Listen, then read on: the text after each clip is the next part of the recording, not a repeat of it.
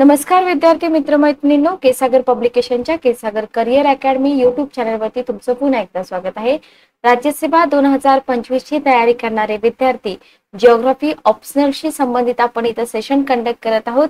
ज्या विद्यार्थ्यांनी geography optional ठेवलेला आहे हे लेक्चर आहे तुमच्यासाठी, किंवा जीएस पेपर 1 साठी सुद्धा तुम्ही इथून थोडंफार कंटेंट कव्हर करू शकता. ठीक आहे, ओके. सिलेबस बऱ्यापैकी समान असतो, फक्त ऑप्शनलला जे आन्सर रायटिंग असतं आणि जीएस पेपर मध्ये जे आन्सर रायटिंग असतं त्याच्यामध्ये फरक आपल्याला दिसून येतो. ठीक आहे, तर जिओग्राफी ऑप्शनल साठी आपल्या पब्लिकेशनचे बेस्ट बुक्स अवेलेबल आहेत. एक तुम्हाला इथं 10 ते 12 पुस्तकं बेस्ट मिळतात. याच्यामध्ये तुम्हाला भारताचा भूगोल आहे, डॉक्टर अनिरुद्ध सरांनी लिहिलेलं पुस्तक. Evolution of geographical thought Majid Husain सरांनी लिहिलेलं पुस्तक आहे, अनुवाद केलाय मराठीमध्ये केसागर पब्लिकेशनने. जिओग्राफी थ्रू मॅप्स इंडिया हे पुस्तक प्रत्येक विद्यार्थ्याकडे पाहिजे जे विद्यार्थी राज्यसेवा देत आहेत. ठीक आहे, जिओग्राफी थ्रू मॅप्स वर्ल्ड, बघा geography through maps India, maps world हे दोन्ही पुस्तकं तुमच्याकडे हवेत, कारण का तुम्हाला सिलेबस मध्ये डिटेल दिलेलं असतं की मॅप रिडिंग वरती तुम्हाला क्वेश्चन असतात. ठीक आहे, इंडिया द फिजिकल ऍस्पेक्ट्स प्राकृतिक भारत के सिद्धार्थ सरांचं पुस्तक आहे, बेस्ट आहे.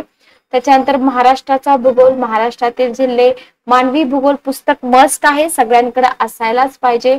प्राकृतिक भूगोल दाते सरांचं पुस्तक तुम्हाला राज्यसेवा पूर्व मुख्य जीएस पेपर 1 ऑप्शनल सगळ्यासाठी उपयोगी पडणार आहे. ठीक आहे, आणि जगाचा भूगोल तुम्हाला एम.व्ही. काळे सरांचं पुस्तक आहे जे ऑप्शनल साठी मस्ट आहे. ओके, तर आपण इथं याच पुस्तकातून कंटेंट कव्हर करून आन्सर रायटिंगचे जे आपले फ्री सेशन आहेत ते इथं चालू करत आहोत. डेली तर होणार नाहीत, पण अधूनमधून तुम्हाला आन्सर रायटिंगचे लेक्चर्स मिळत जातील. 2 क्वेश्चन आपण डेली आन्सर रायटिंग साठी इथं घेत जाऊया. ठीक आहे, तर हा आहे युपीएससी 2023 चा पेपर, जीएस चा पेपर आहे, लक्षात घ्या. आता जीएसच्या पेपरमध्ये विचारलेले क्वेश्चन मी इथं तुम्हाला घेत आहे. तर इथं तुमचा पहिला क्वेश्चन आहे, उष्णकटिबंधीय देशातील अन्न सुरक्षेवर हवामान बदलाच्या परिणामांची चर्चा करा. ठीक आहे, 150 शब्दामध्ये तुम्हाला उत्तर द्यायचंय, गुण आहेत 10. जेव्हा प्रश्न तुम्ही वाचताना तेव्हा लक्षात घ्या, क्वेश्चन जो असतो हा आहे तुमचा प्रश्न. या प्रश्नाचे तुम्हाला पार्ट करायचे असतात. आता तर इथे या प्रश्नाचे जास्त पार्ट नाहीयेत. काय म्हटलंय, उष्णकटिबंधीय देश.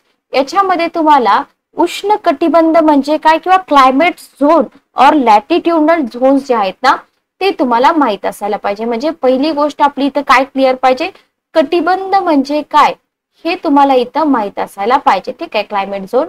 त्याच्यानंतर या उष्ण कटिबंधामध्ये जे देश येतात ते देश आपल्याला माहित पाहिजे. ठीक आहे, या उष्ण कटिबंधामध्ये हवामानाचा काय परिणाम होतो हे आपल्याला माहित पाहिजे.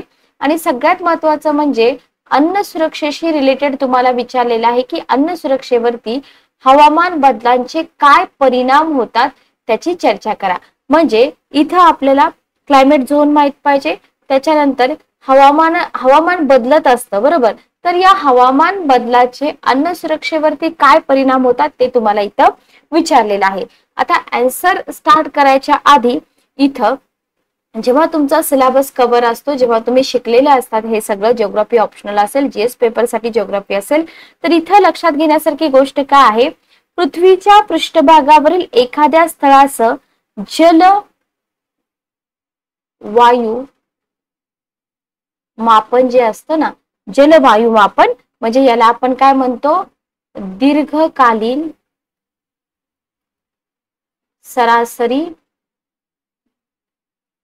हवामान. ठीक आहे, जलवायू मापन म्हणजे दीर्घकालीन सरासरी हवामान स्थूलमानानं कशानुसार ठरवलं जातं, बघा. पृथ्वीवरचा एखादा पृष्ठभागावरचं स्थळ आहे तर अक्षवृत्तानुसार. ठीक आहे, अक्षवृत्तानुसार ठरवता येतं. ठीक आहे, लक्षात ठेवा, हे तुम्हाला प्रिलियम मध्ये विचारलं सुद्धा जाऊ शकतं की पृथ्वीवरती एखादं स्थळ आहे तर त्या स्थळाचा जलवायुमान किंवा दीर्घकालीन सरासरी हवामान जे असतं ते स्थूलमानाने अक्षवृत्तानुसार ठरवता येतं. याच्यावरून एकूण भूपृष्ठाच्या अक्षवृत्तानुसार, लक्षात घ्या, एकूण जे भूपृष्ठ आहे, आता आपण हे कन्सिडर करूया की हे भूपृष्ठ आहे, पृथ्वी आहे ही आपली, तर या एकूण भूपृष्ठाच्या अक्षवृत्तानुसार कल्पिलेले जे पट्टे असतात ना, पट्टे, त्या पट्ट्यांना आपण म्हणतो कटिबंध. Okay, clear. म्हणजे विभिन्न किंवा व्यवच्छेदक शब्द कोणतेही वापरले जाऊ शकतात. वैशिष्ट्यपूर्ण जलवायुमान आणि अक्षवृत्तांच्या समान रेषांनी सीमाबद्ध भूपृष्ठाचा विभाग म्हणजे कटिबंध. लक्षात ठेवा. ओके, याच्यामध्ये जर आपण बघितलं कटिबंध कोणकोणते येतात, मी पेन चेंज करते म्हणजे तुमच्या लक्षात येईल. मी अजून आन्सर स्टार्ट केलेला नाहीये. उष्ण कटिबंध आहे. ओके, त्याच्यानंतर समशीतोष्ण कटिबंध आहे आणि त्याच्यानंतर शीत कटिबंध आहे. हे 3 प्रमुख कटिबंध असून कधी कधी त्यांची उपोष्ण उपसमशीतोष्ण असे उपप्रकार पण आहेत. जर मुख्य कटिबंध विचारले तर मुख्य कटिबंध 3च आहे. आता उष्ण कटिबंध विषुववृत्तापासून उत्तरेला आणि दक्षिणेला, आता इथे जर आपण रफ काढायचं गेलं तर आपण हा काढूया, हा आहे विषुववृत्त. ओके, विषुववृत्त. ठीक आहे. त्याच्यानंतर इथं वरती असतं कर्कवृत्त, त्याच्यानंतर खाली आहे मकरवृत्त. क्लिअर. तर इथं आहे कर्कवृत्त, इथं आहे मकरवृत्त, इथं उत्तर ध्रुव, इथं दक्षिण ध्रुव आणि याच्यामध्ये जर आपण बघितलं तर हा आहे उष्ण कटिबंध. ठीक आहे. ओके, तर आपण काय म्हणू शकतो, उष्ण कटिबंध या विषुववृत्तापासून उत्तरेला पण आहे आणि दक्षिणेला पण आहे. सुमारे 2570 किलोमीटर अंतरापर्यंत पसरलेला असून कर्कवृत्त आणि मकरवृत्त या 2 अक्षवृत्तीय काल्पनिक रेषा ज्या आहेत ना, या काल्पनिक रेषा उष्ण कटिबंधाच्या सीमा मानतात. ओके, म्हणजे पृथ्वीच्या ध्रुवांपासून जर तुम्ही बघितलं उत्तर आणि दक्षिण अनुक्रमे असलेल्या उत्तर ध्रुव वृत्त आणि दक्षिण ध्रुव वृत्त या वृत्तापर्यंत उत्तर आणि दक्षिण शीत कटिबंधाचा विस्तार आपल्याला इथं दिसून येतो. तर इथं आपण जे ट्रॉपिकल रिजन बघतोय ना, तर त्या ट्रॉपिकल रिजन बद्दल आपल्याला प्रॉपर इन्फॉर्मेशन माहित पाहिजे, हे मी तुम्हाला आता सांगितलं. ठीक आहे. आता याच्यामध्ये जर आपण बघितलं तर या क्वेश्चनसाठी डायग्रामची काही नीड आहे का? अजिबात नाही. लक्षात घ्या, जीएस पेपर 1 मध्ये जेव्हा तुम्ही लिहित असता, आन्सर रायटिंग करत असता, तेव्हा तिथं सगळ्याच ठिकाणी डायग्राम काढल्या पाहिजेत असं नाहीये. पण जेव्हा तुम्ही ऑप्शनलचा पेपर लिहित असताना तर तिथं तुम्हाला जितक्या ठिकाणी तुम्ही डायग्रामची नीड आहे तर डायग्राम काढली पाहिजे. ठीक आहे. ओके, तर आपण जी डायग्राम काढली होती ती पुन्हा एकदा काढूया. अगोदर कॉन्सेप्ट समजून घ्या आणि मग नंतर आपण आन्सर रायटिंग कडे वळूया. ठीक आहे. ओके, तर इथं आपण बोललो विषुववृत्त, त्याच्यानंतर इकडे कर्कवृत्त आणि मकरवृत्त आणि याच्यामधला हा जो पोर्शन आहे हा येतो ट्रॉपिकल रिजनचा आणि या रिजन मध्ये ज्या कंट्रीज आहेत त्यांना आपण उष्णकटिबंधीय देश असं म्हणतो. ठीक आहे. ओके, मग आता उष्णकटिबंधामध्ये काय होतं माहिती का, उष्णकटिबंधामध्ये जो मध्यान्हीचा सूर्य असतो ना, सूर्य तो क्षितिज किंवा क्षितिजापासून आपण काय म्हणू शकतो, उंच ठिकाणी असतो. म्हणजे त्याचं लोकेशन कसं असतं, उंच असतं आणि वातावरणामधून जे प्रारित होणारे तरंगरूपी ऊर्जा आपण म्हणतो ना, तर इथं सूर्याकडून जी उष्णता असते ना ती कशी मिळते, जास्त मिळते. ओके, आता ह्या कंटेंटचा आणि ह्या क्वेश्चनचा जो संबंध आहे तो तुमच्या लक्षात येईल, कारण का हवामान बघण्यासाठी आपल्याला हे सगळे पॉइंट्स आधी क्लिअर असायला पाहिजे. Okay, clear. आणि इथं आपण म्हणतोय की कर्कवृत्त, बघा इथं आपण म्हणतोय कर्कवृत्त, इथं आपण मकरवृत्त म्हणतोय. मग कर्कवृत्त आणि मकरवृत्त ह्या सूर्य दुपारी थेट माथ्यावर येण्याच्या सीमा आहेत. म्हणजे इथं पण दुपारी सूर्य थेट माथ्यावर येतो आणि इथं पण दुपारी सूर्य थेट माथ्यावर येतो. ठीक आहे. ओके, आणि त्याच्या पलीकडचं जे क्षेत्र आहे म्हणजे इथून वरचा जो भाग आहे उत्तर आणि दक्षिण, तर इथं तुम्ही जर बघितलं तर इथं सूर्य जो असतो ना तो थेट माथ्यावर येत नाही. उदाहरणार्थ बघा, आपण इथं एक्झाम्पल घेऊया दिल्लीचं. दिल्लीला जर तुम्ही बघितले ना तर दिल्लीमध्ये जो सूर्य आहे तो कधीच माथ्यावर येत नाही, कारण का दिल्ली कर्कवृत्ताच्या उत्तरेला आहे. म्हणजे तिथं सूर्यकिरण लंबरूप पडतात का नाही, तिथं सूर्यकिरण कसे पडतात, तिरपी पडतात. ह्या सगळ्या कॉन्सेप्ट आपल्या क्लिअर पाहिजे, बरोबर. आणि तिरप्या किरणांपेक्षा जी लंबरूप किरण असतात ना, म्हणजे जर तुम्ही तिरपे किरण आणि लंबरूप किरण यांचं कंपॅरिझन केलं तर तिरप्या किरणापेक्षा लंबरूप किरण काय करतात, उच्चतर टेम्परेचर निर्माण करत असतात. ठीक आहे. याच्यामुळे काय होतं, हा जो उष्ण कटिबंध आहे, हा जो आपण रिजन बघतोय, या उष्ण कटिबंधामध्ये बहुतेक ठिकाणी वर्षभर, पूर्ण वर्षभर कसं गरम ते तप्त असं तापमान आपल्याला आढळून येतं. म्हणून याला काय म्हटलेलं आहे, म्हणून या रिजनला म्हटलेलं आहे उष्ण कटिबंध. असाही क्वेश्चन येऊ शकतो तुम्हाला की याच रिजनला उष्ण कटिबंध का म्हणतात. ओके. आणि समुद्र सपाटी जवळची उष्ण कटिबंधीय स्थळं सुद्धा याच कारणामुळे काय असतात, तप्त असतात. ओके. ही झाली आपली इथली प्रमुख इन्फॉर्मेशन. आता याच्यानंतर बघा आपण काय म्हणतोय, हवामानामध्ये बदल. आता उष्ण कटिबंधातलं जे तापमान असतं ना, या तापमानात फार जास्त चेंजेस होत नाही, लक्षात घ्या. म्हणजे जास्तीत जास्त काय होऊ शकतं, जे हंगाम असतात ना, तर त्या हंगामानुसार थोडंसं सूर्यप्रकाशाचं जे प्रमाण आहे ते बदलतं. क्लिअर. म्हणजे विषुववृत्तावरती असं म्हणू शकतो आपण, सूर्य दिवसातील 12 तास तळपतो आणि उष्ण कटिबंधाच्या सीमावर्ती भागामध्ये दिवसातील 12 तास. आता हे जे फिगर्स आहेत ना, या फिगर्स तुम्हाला आन्सर रायटिंग मध्ये मेन्शन करावे लागतात का, करावे लागतात, लक्षात ठेवा.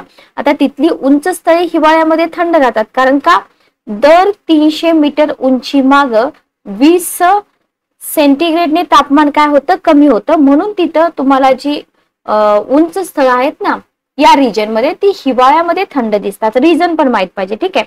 आणि अनेक उष्ण कटिबंधीय क्षेत्रामध्ये निश्चित पावसाळे म्हणजे कोरडे शुष्क हंगाम असतात, लक्षात घ्या. आणि विषुववृत्तावर बहुतेक ठिकाणी वर्षभर पाऊस पण पडतो. तिथं कोणत्या प्रकारची वनं आढळतात, वर्षावने आढळतात. Okay, clear.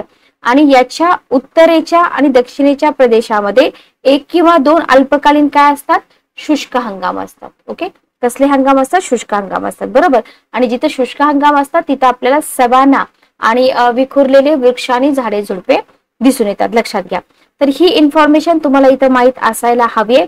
उष्ण कटिबंध आणि लगतचं समशीतोष्ण कटिबंध, इथं तुम्हाला व्यापारी वाऱ्यांची लोकेशन काय असते किंवा तिथलं जलवायुमान अस्वस्थ करण्या इतपत या वाऱ्यांचा काही रोल असतो का, वगैरे वगैरे, हे सगळं इथं आपल्याला माहित असायला पाहिजे. ओके. आता आपण येऊया आपल्या क्वेश्चन कडे. उष्ण कटिबंध किंवा कटिबंध म्हणजे काय आपण बघितलं. उष्ण कटिबंधीय क्षेत्र म्हणजे काय, टॉरिड झोन किंवा वेगवेगळ्या नावाने तुम्हाला क्वेश्चन इथं दिला जाऊ शकतो. आता उष्णकटिबंधीय देश जे आहेत ना, तर हे देश तुम्हाला माहित पाहिजे. एकदा का तुम्हाला लोकेशन माहित झाली की देश माहिती राहतात. ही डायग्राम बघून घ्या. तर इथे तुम्हाला ट्रॉपिक ऑफ कॅन्सर दिसत आहे, इथं ट्रॉपिक ऑफ कॅप्रिकॉन दिसत आहे, इथं आहे इक्वेटर आणि हा आहे ट्रॉपिक्सचा रिजन. ओके.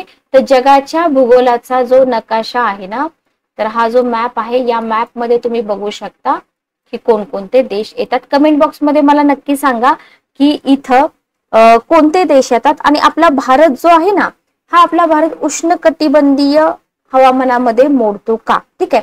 आता इथं जर आपण बघितलं तर इथं तुम्हाला हा आपल्या भारताचा मॅप दिसत आहे, बघून घ्या.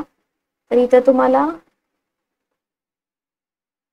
हा जो खालचा पोर्शन आहे, हा पोर्शन तुम्हाला उष्ण कटिबंधीय तापमानाचा दिसतो का. ठीक आहे. ओके. उत्तरेकडील भाग आहे का दक्षिणेकडील भाग आहे ते तुम्ही मला कमेंट बॉक्स मध्ये सांगा. चला, आता आन्सर रायटिंग मध्ये आपल्याला काय लिहायचं आहे. आधी तुम्हाला इथं ट्रॉपिकल कंट्रीज दिलेले आहेत. ट्रॉपिकल कंट्रीज मध्ये तुम्हाला ऑस्ट्रेलिया, फिजी, मलेशिया, बांगलादेश आहे, घाना आहे, माली, सुदान, टांझानिया, बोलिव्हिया आहे, त्याच्यानंतर ग्वाटेमाला आहे, पनामा, थायलंड आहे, आपला इंडिया पण आहे, लक्षात घ्या. श्रीलंका, सिंगापूर, फिलिपाईन्स, व्हिएतनाम आहे, कोलंबिया आहे, कंबोडिया आहे. तर हे सगळे जे देश आहेत ते ट्रॉपिकल कंट्रीज आहेत. ठीक आहे. टेम्परेट कंट्रीज पण बघून घ्या. जर तुम्हाला पुढे जाऊन टेम्परेट कंट्रीज वरती क्वेश्चन आला तर तुमचे मार्क जायला नको. Okay, clear. चला, तर इथं आपल्याला काय करायचं आहे बघा, क्वेश्चन कडे जाते मी. ओके. तर बघा आपल्याला क्वेश्चन मध्ये काय विचारलेलं आहे, आपल्याला क्वेश्चन मध्ये विचारलेलं आहे अन्न सुरक्षेशी रिलेटेड. ठीक आहे. तर आपण आन्सर कडे जाऊया आपल्या. इथं जर आपण बघितलं तर सुरुवातीला जेव्हा आपण इंट्रोडक्शन लिहितो ना, तेव्हा तिथं मेन मुद्दा जो आहे तो मेन मुद्दा आपला आला पाहिजे.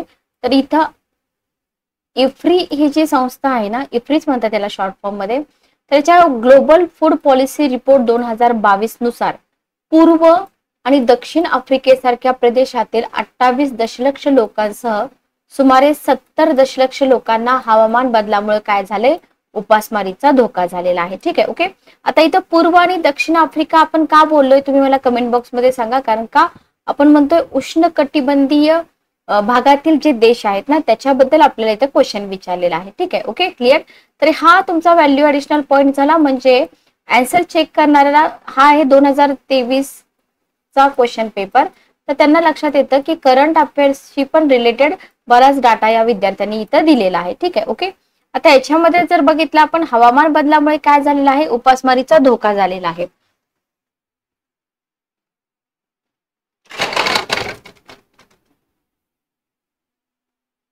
नेक्स्ट बघा, आता हे हवामान कसं बदललंय, हवामान बदललंय, जंगलाचा ऱ्हास झालेला आहे. ठीक आहे, क्वेश्चन कडे पुन्हा एकदा या, म्हणजे तुमच्या लक्षात येईल की अन्न सुरक्षेवर हवामान बदलाच्या परिणामांची चर्चा करा. ठीक आहे, मग इथं आपल्याला जे हवामान बदललंय ते रिझन आप सांगितले पाहिजेत आणि त्या रिझनचा जो परिणाम झालेला आहे तो आपल्याला इथे एक्सप्लेन करायला हवाय. पहिला आहे जंगलांचा ऱ्हास. तर काय झालेला आहे, वाढत्या तापमानामुळे आणि कमी झालेल्या पावसामुळे अमेझॉन सारख्या उष्णकटिबंधीय जंगलामध्ये अधिक जंगलामध्ये आग लागते. मला वाटते तुम्हाला एक पूर्व परीक्षेला अमेझॉन फॉरेस्टची जी न्यूज होती ना त्याच्याबद्दल क्वेश्चन विचारला होता. याच्यामुळे जंगलाचं नुकसान होतं आणि भविष्यात आग लागण्याची जी शक्यता आहे ना ती पण वाढते. आणि हा जर ऱ्हास असाच चालू राहिला तर एक विध्वंसक असं चक्र निर्माण होतं आणि कायमचं जे जंगल आहे ना ते झुडपांमध्ये बदलतं. मग याचा परिणाम काय होतो, याचा परिणाम जंगलावर जी लोक अवलंबून आहेत ना त्यांच्या जीवनमानावर होतो. बरोबर, परिणामी काय होतं, परिणामी आपल्या क्वेश्चन मध्ये काय दिलेलं आहे, अन्न सुरक्षा, अन्नाशी रिलेटेड त्यांना खूप साऱ्या प्रॉब्लेमला फेस करावं लागतं. ठीक आहे, ओके. दुसरा मुद्दा आहे दुहेरी सुरक्षा. बघा, जे लहान शेतकरी असतात आणि उच्च लोकसंख्येची घनता, उष्णकटिबंधीय प्रदेशातील लहान शेतकरी उच्च लोकसंख्येच्या घनतेसह हवामान बदलामुळे काय होतंय, वाढलेली जी आव्हानं आहेत ना त्याला तोंड द्यावं लागतंय. आता इथं उच्च लोकसंख्या घनता आपण म्हणतोय, अन्न सुरक्षेवर ताण पडणार. बरोबर, म्हणजे परिणाम होतो इथं अन्न सुरक्षेवरती. आणि हे अनुकूल करण्यासाठी त्यांच्याकडे काय असतं, त्यांच्याकडे संसाधनांची कमतरता असते, तंत्रज्ञानाची पण कमतरता असते, लक्षात ठेवा. Okay, clear. तर दोन मुद्दे आपण इथं कंप्लीट केले. तिसरा मुद्दा तुम्हाला काय लिहायचा, परिणाम लिहायचेत ना आपल्याला इथं. मी सतत तुम्हाला क्वेश्चन कडे रिपीट नेते की तुम्हाला इथं हवामान बदलाच्या परिणामांची चर्चा करा म्हटलंय. आता पहिला मुद्दा मी तुम्हाला एक्सप्लेन केला, जंगलांचा ऱ्हास झाला, याच्यामुळे हवामान कसं बदललं आणि त्या बदललेल्या हवामानामुळे लोकांच्या जीवनावरती काय परिणाम झाला. ठीक आहे, ओके, क्लिअर. थर्ड मुद्दा बघा, तिसरा मुद्दा काय आहे, तिसरा मुद्दा आहे आपला याच्यामध्ये दुहेरी असुरक्षामध्ये जागतिक बँक जी आहे, तर या जागतिक बँकेच्या म्हणण्यानुसार हवामान प्रेरित भूक आणि पीक अपयशात सर्वात असुरक्षित असलेल्या 80% उपसहारा आफ्रिका, दक्षिण आशिया आणि आग्नेय आशियामध्ये राहतात. बरोबर, ओके. तर हे इथं आपल्याला माहित पाहिजे, ज्याच्यामुळे काय होते, गरिबांची असुरक्षितता इथं वाढत आहे. 80% जे लोक आहेत ना ते तुम्हाला इथं उष्णकटिबंधीय भागामध्ये दिसत आहेत. ठीक आहे, नेक्स्ट बघा, हवामान बदल, राजकीय अस्थिरता आणि दारिद्र्य यांच्यातील जटिल परस्परावलंबन आफ्रिकेसारखे उष्णकटिबंधीय क्षेत्र जे आहेत ना आधीच या गुंतागुंतीशी झुंजत आहेत. आपल्याला माहिती की आफ्रिकेसारखे देश कसे आहेत, तिथे किती गरिबी आहे आणि हवामान बदल झाल्यामुळे काय होतं, अजून असुरक्षा वाढते, ज्याच्यामुळे त्यांना अन्न पाण्याची टंचाई, विस्थापन असेल या किंवा आर्थिक अडचणी असतील याला फेस करावं लागतं आणि या अडचणी निर्माण होतात. ठीक आहे, ओके, निर्माण होतात म्हणजेच फेस करावे लागतात, लक्षात ठेवा. पीक उत्पादनामध्ये घट होते.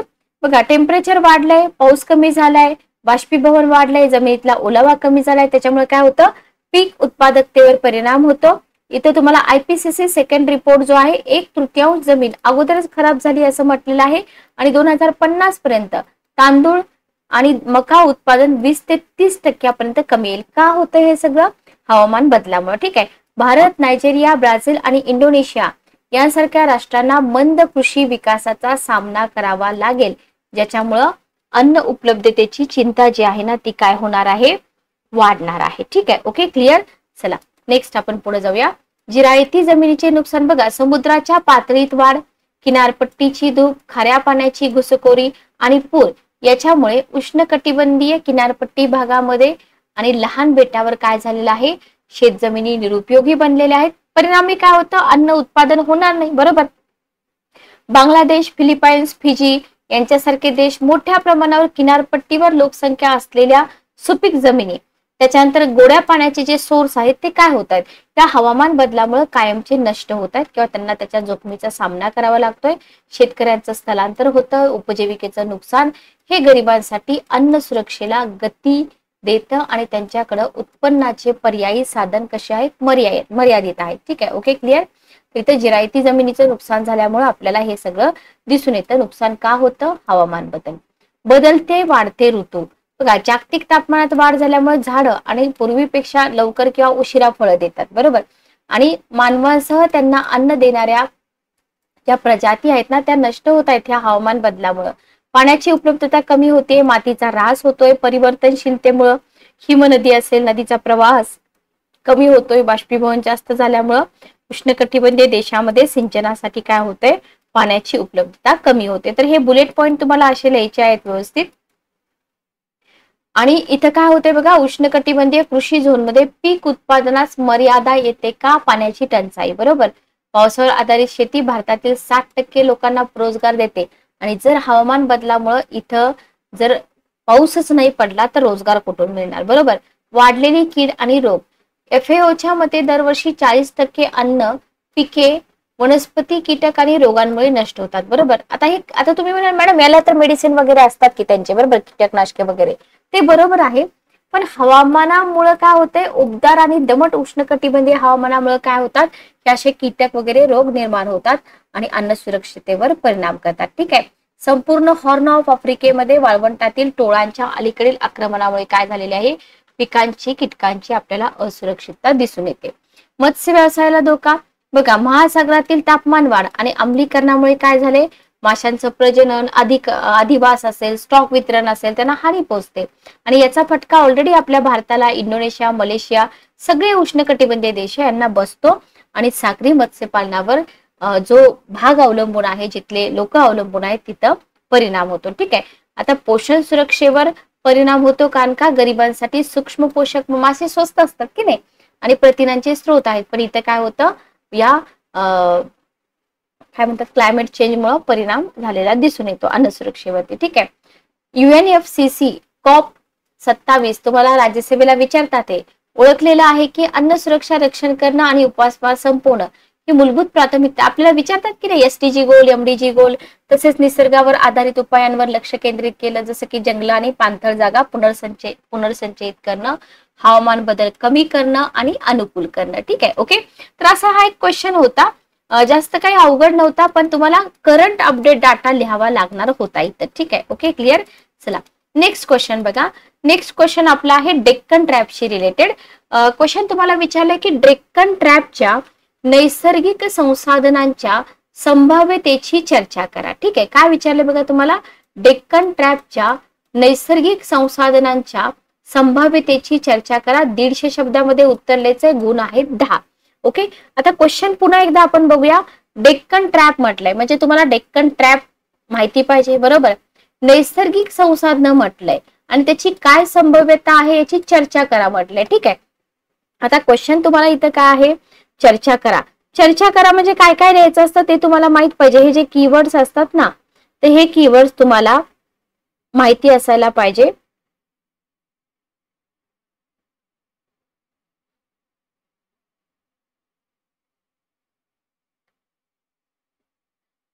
तर 2 किंवा अधिक व्यक्तींनी शिष्टाचाराचे नियम पाळून केलेला जो उत्स्फूर्त संवाद आहे त्याला आपण चर्चा म्हणतो, बरोबर. म्हणजे बघा, आता तुम्हाला याच्याबद्दलच अगोदर मी बोलते. व्हॉट इज डिस्कशन, बरोबर. तर चर्चा करणे म्हणजे एकत्र बोलणे, काहीतरी ठरवणे. जेव्हा तुम्ही हे करता, तुम्ही चर्चेत भाग घेत आहात. Okay clear. अशा पद्धतीनं तर हे लक्षात ठेवा. तर इथे काय करायचं आपल्याला? कीवर्ड काय आहे आपला? डेक्कन ट्रॅप. तर डेक्कन ट्रॅपच्या महत्वावर जोर देऊन तुम्हाला काय करायचं? इंट्रोडक्शनला इथं सुरुवात करायची आहे. डेक्कन ट्रॅप मध्ये सापडलेल्या नैसर्गिक संसाधनांची चर्चा करायची आहे आणि सगळ्यात महत्वाचं म्हणजे आपल्या भारतासाठी डेक्कन ट्रॅप संसाधन जे आहेत ते नक्की कशासाठी महत्वाचे आहेत ते आपल्याला इथं सांगायचं आहे. ठीक आहे, ओके क्लिअर. आता डेक्कन ट्रॅप जो आहे ना, तो फक्त आपल्या भारतातच आहे का? कमेंट बॉक्स मध्ये मला सांगा. ठीक आहे, डेक्कन ट्रॅप फक्त आपल्या भारतातच आहे का?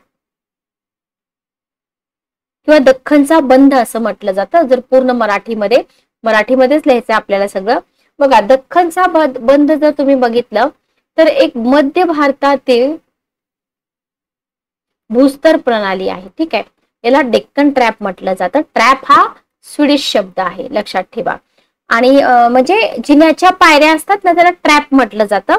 ज्वालामुखीय निक्षेपाने तयार झालेला हा भूस्तर आहे आणि त्याच्या बाजू ज्या आहेत ना, फॉर एक्झाम्पल बघा हे असा आहे डेक्कन ट्रॅप, असा उतारासारखा, ठीक आहे. ओके, तर उताराच्या असून दूर अंतरावरून कशा दिसतात, महाकाय अशा पायऱ्या दिसतात, त्याला आपण ट्रॅप असं म्हणतो. ठीक आहे, आता मी तुम्हाला आन्सर रायटिंगच्या अगोदर डेक्कन ट्रॅप बद्दल माहिती देते, जेणेकरून तुम्हाला पण स्वतःला हा क्वेश्चन लिहिण्याच्या आधी ही माहिती असायला पाहिजे.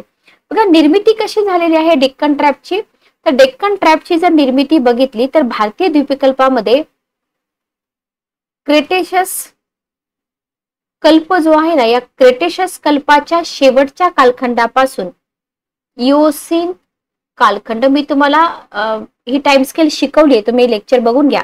तर इओसीन प्रारंभ काळापर्यंत काय झालं, ज्वालामुखीचा विस्फोट झाला. ठीक आहे, आणि ज्वालामुखीचा विस्फोट होऊन काय झालं, लावारस पसरला.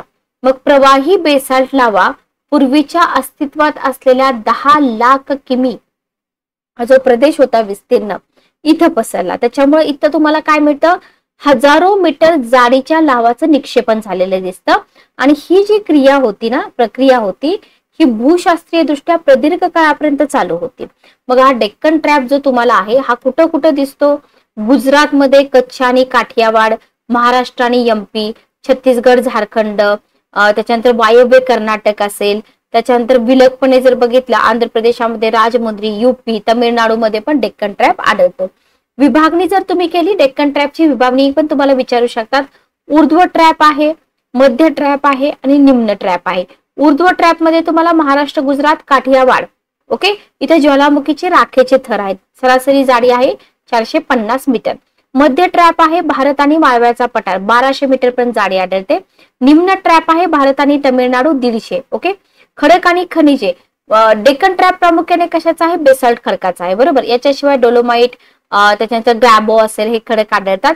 क्वार्टझाईट, कॅल्साइट, बांधकामाचे दगड पण प्राप्त होतात. ठीक आहे, ओके. तर ही थोडक्यात इन्फॉर्मेशन आहे, पण आपल्याला काय करायचंय, संसाधनाच्या संभाव्यतेची चर्चा करायची. ठीक आहे, चला तर मग आन्सरला सुरुवात कशी करणार आपण.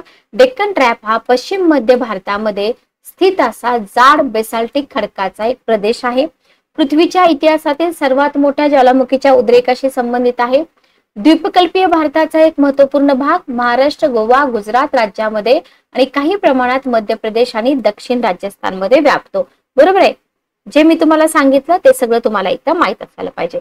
डेक्कन ट्रॅप मध्ये सापडलेली नैसर्गिक संसाधने, बघा इथं जर आपण बघितलं तर डेक्कन ट्रॅप मध्ये तुम्ही जर फक्त महाराष्ट्राचा जरी विचार केला तरी तुम्हाला इथं लक्षात येऊन जाईल. माती आणि दगड, काळी माती मिळते, बरोबर, तिला रेगूर माती म्हणतात, काळी कापूस माती.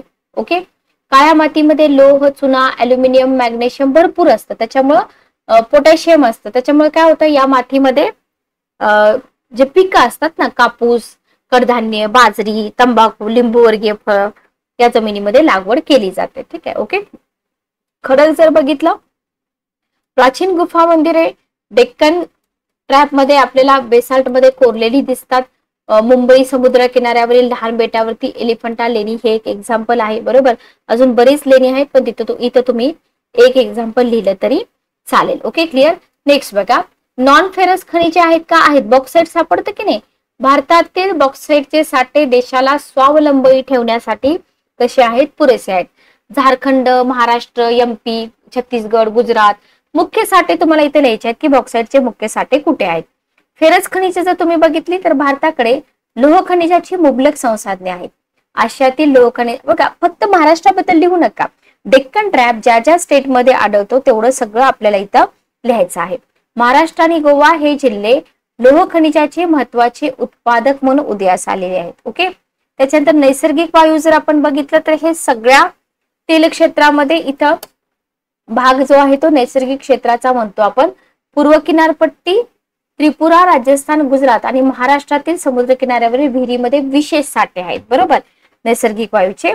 आणि जर तुम्ही बघितलं अलीकडे तर national Jio physical research institute यांनी तेलंगणा, कर्नाटक आणि महाराष्ट्राच्या काही भागासह विस्तीर्ण भागात पसरलेल्या डेक्कन प्रदेशामध्ये तेल आणि नैसर्गिक वायूची उपस्थिती लक्षात घेतली. क्वेश्चन काय होता आपला, संभाव्यतेची चर्चा करा. ठीक आहे, संभाव्यतेची चर्चा करा आणि बरेच मुद्दे त्या दृष्टिकोनातून आलेले आपल्याला इथं दिसून येतात. ठीक आहे, ओके. तर हा होता आपला छोटासा एक क्वेश्चन. त्याच्यानंतर तुम्हाला भूऔष्णिक ऊर्जाबद्दल लिहायचं आहे. ज्वालामुखीच्या दख्खनच्या ट्रॅपमध्ये पश्चिम किनाऱ्याला, ज्याला पश्चिम घाट म्हणतात, असंख्य गरम पाण्याचे झरे. तुम्ही कधी शाळेच्या ट्रिपला गेला असाल तर तुम्हाला गरम पाण्याचे झरे नक्की दाखवले जातात. ठीक आहे. अणुऊर्जा, इथं अणुऊर्जा हा एक व्यवहार्य सोर्स म्हणून उदयाला आलेला आहे. इथं युरेनियम आणि थोरियम वापरलं जातं. महाराष्ट्र, तारापूर, त्याच्यानंतर रावत भाटा आहे. ठीक आहे. ओके. रावत भाटा, राजस्थान हे महत्वाचे अणुऊर्जा प्रकल्प आहेत. आता याच्यावरून म्हणजे काय माहिती का, खनिज संपत्ती जर तुम्हाला सगळी माहित असते तर तुम्हाला हा क्वेश्चन लिहिता आला असता. निष्कर्ष बघा, डेक्कन ट्रॅप हे खनिजे, लाकूड आणि पाण्यासह नैसर्गिक संसाधनांचे समृद्ध सोर्स आहेत. शतकानुशतक त्याचं शोषण होत आहे आणि आपल्या भारताच्या विकासासाठी ते कसे आहेत, महत्वपूर्ण आहेत. आता इथं तुम्हाला मी ऊर्ध्व ट्रॅप, मध्य ट्रॅप आणि निम्न ट्रॅप सांगितलंय. तर हे ट्रॅप तुम्ही नाही लिहिले तरी पण चालतील. आपला क्वेश्चन काय आहे, क्वेश्चन आपला आहे की एकच मिनिट थांबा. क्वेश्चन तुम्हाला काय विचारलंय, हा संसाधनांच्या संभाव्यतेची चर्चा करा, ना की तुम्हाला डेक्कन ट्रॅपची विभागणी विचारली. ठीक आहे. जर डेक्कन ट्रॅप बद्दल स्पष्ट करा असं दिलं, डेक्कन ट्रॅप बद्दल स्पष्ट करा असं दिलं असतं तर तुम्हाला प्रदेश असेल, विभागणी असेल, निर्मिती असेल, हे सगळं तुम्हाला लिहावं लागलं असतं. ओके. चला नेक्स्ट क्वेश्चन आपला आहे ट्रोपोस्फिअरशी रिलेटेड. तर ट्रोपोस्फिअर हा एक अतिशय महत्वाचा वायुमंडलीय स्तर आहे. क्वेश्चन कशाबद्दल आहे, ट्रोपोस्फिअर बद्दल आहे. ठीक आहे. तुमचा जो पृथ्वीचे वातावरण हा जो टॉपिक आहे त्याच्यातून हा क्वेश्चन आहे. एक अतिशय महत्वाचा वायुमंडलीय स्तर आहे जो हवामान प्रक्रिया निर्धारित करतो.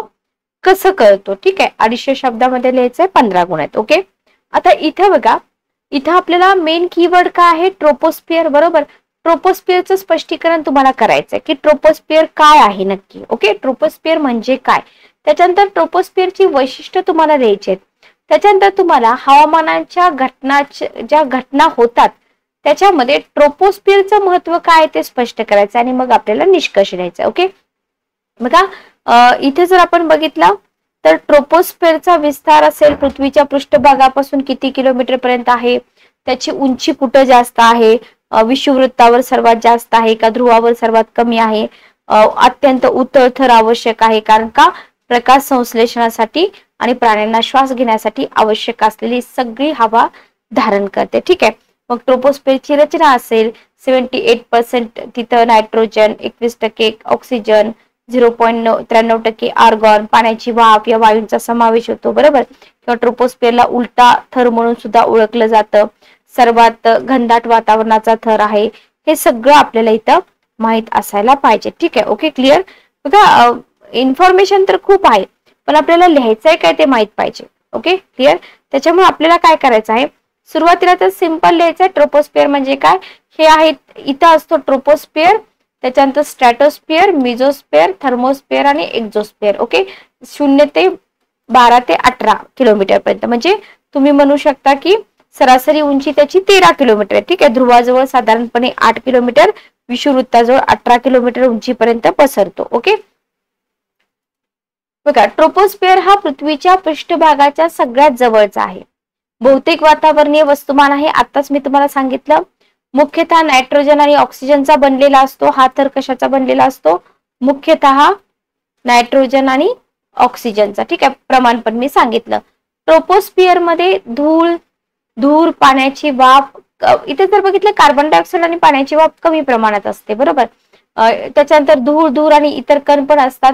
वातावरणातील बहुतेक वस्तुमान जे आहे ते ट्रोपोस्फिअर मध्येच आपल्याला दिसून येते, 75 ते 80%. आणि बहुतेक हवामान घटना ज्या आहेत त्या ट्रोपोस्फिअर मध्येच घडतात.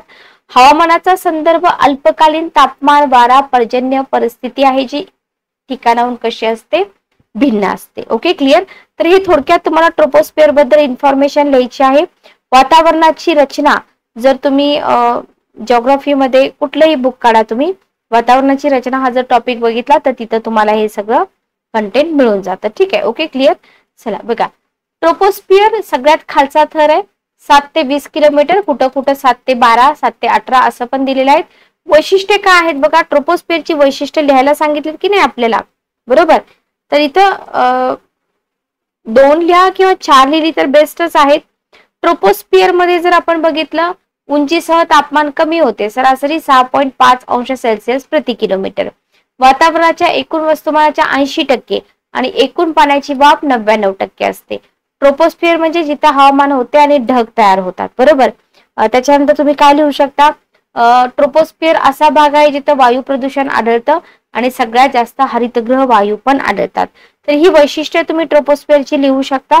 अजून पण भरपूर वैशिष्ट्ये आहेत, पण ही महत्वाची वैशिष्ट्ये आहेत जी तुम्ही इथं लिहू शकता. ठीक आहे, ओके, क्लिअर.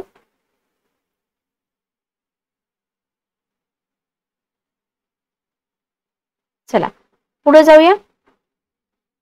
हा, एरोसोल बद्दल पण लिहू शकता. ट्रोपोस्फिअर मध्ये पाण्याची वाफ आणि एरोसोलच्या एकूण वस्तुमानाच्या किती 99% भाग असतो. ठीक आहे, ओके.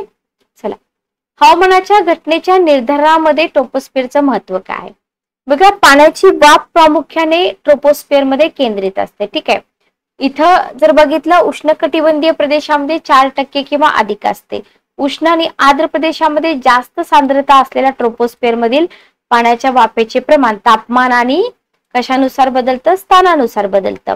मग सूर्य पृथ्वीला जो पृष्ठभाग आहे तो तापवतो, तेव्हा पाण्याचं बाष्पीभवन होतं वातावरणामध्ये. आपण इथं हे चेंजेस बघू शकतो. आता ढग बनतात, त्याच्यानंतर पाऊस पडतो, पुन्हा पृष्ठभागावर येतं. ही प्रक्रिया आपण जलचक्र म्हणून ओळखतो, बरोबर. तर ट्रोपोस्फिअर मधील हवामानाच्या नमुन्यांचा हा मुख्य चालक आहे असं आपण म्हणू शकतो. वाढत्या उंचीसह तापमानात घट होते, याला लॅप्स रेट म्हणतात. ट्रोपोस्फिअर मधलं तापमान उंचीच्या प्रति 6.5 अंश सेल्सिअस कमी होतं. लॅप्स रेट जो आहे स्थान आणि हवामानाच्या परिस्थितीनुसार बदलतो. ओके, पाण्याची वाफ हरितगृह वायू आहे. आपल्याला काय म्हटलंय, हवामानाच्या घटना निर्धारणामध्ये याचं महत्व लिहायचं आहे, लक्षात घ्या. ठीक आहे, मग ट्रोपोस्फिअरच्या तापमान वाढीला मदत होते की नाही हरितगृह वायूमुळे. आणि इथं काय होतं, पाण्याच्या वाफेचे प्रमाण पृथ्वीचं तापमान आणि हवामान नियंत्रित करण्यामध्ये काय करतात, महत्वाची भूमिका बजावतात. ठीक आहे, ओके, क्लिअर. नेक्स्ट तुम्ही काय लिहू शकता, इथं तुम्ही लिहू शकता की पृष्ठभाग जो आहे पृथ्वीचा असमान उष्णतेमुळे काय होतं, हवा संवहन प्रवाह जे आहेत ना, तर ते वाढते आणि खाली येतात. त्याच्यामुळे काय होतं, उच्च आणि कमी दाब प्रणाली निर्माण होते आणि याच्यामुळे वाऱ्याचे नमुने तयार होतात आणि हवेचं परिसंचरण आणि हवामान प्रणालीची हालचाल इथं महत्वपूर्ण दिसून येते. हायड्रोलॉजिकल सायकल सतत प्रक्रिया आहे. इथं वातावरणातील तापमान आणि परिस्थितीवर अवलंबून पाऊस, गारवा, बर्फ, पाऊस, गोठवणारा पाऊस ही सगळी रूपे घेऊ शकतो. धुकं हा सुद्धा वायू प्रदूषणाचा प्रकार आहे. ट्रोपोस्फिअर मध्येच होऊ शकतो. सामान्यतः नायट्रोजन ऑक्साईड आणि बाष्पशील सेंद्रिय संयुगे यांच्या हे जे प्रदूषक आहेत ना, यांच्या मिश्रणापासून तयार होतो. Okay, clear. हे सगळं आपल्याला कुठे दिसतंय, ट्रोपोस्फिअर मध्ये दिसतंय. म्हणून आपण म्हणतो की ट्रोपोस्फिअरचा रोल इथं आहे. आता इथं ट्रोपोस्फिअर बद्दल निष्कर्ष तुम्ही काय लिहिणार की वातावरणाचा महत्वाचा थर आहे, पृथ्वीचं हवामान निर्धारित करण्यामध्ये महत्वाची भूमिका बजावतो, मानवी क्रियाकलापामुळे जास्तच प्रभावित होतो, बरोबर. आणि बदलत्या हवामानामुळे सर्वात जास्त प्रभावित देखील होतो. पृथ्वीचं हवामान आणि जे हवामानामध्ये बदल होणार आहेत ते समजून घेण्यासाठी, अंदाज घेण्यासाठी ट्रोपोस्फिअर मध्ये जे प्रक्रिया होतात ते समजून घेणं महत्वाचं आहे. मी थोडंसं फास्ट सांगितलंय, फक्त तुम्हाला काय लिहायचं हे जर समजलं तर इथं सगळ्यात महत्वाचं जे काम आहे ते आपलं संपतं. पण संकल्पना तुमच्या क्लिअर पाहिजेत.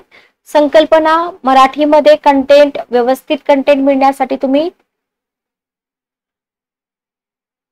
जे रेफरन्स बुक मी तुम्हाला सांगितलेलं आहे ते रेफरन्स बुक तुम्ही आतापासून वापरायला चालू करू शकता. तर भेटूया नेक्स्ट लेक्चर मध्ये. Good day, take care.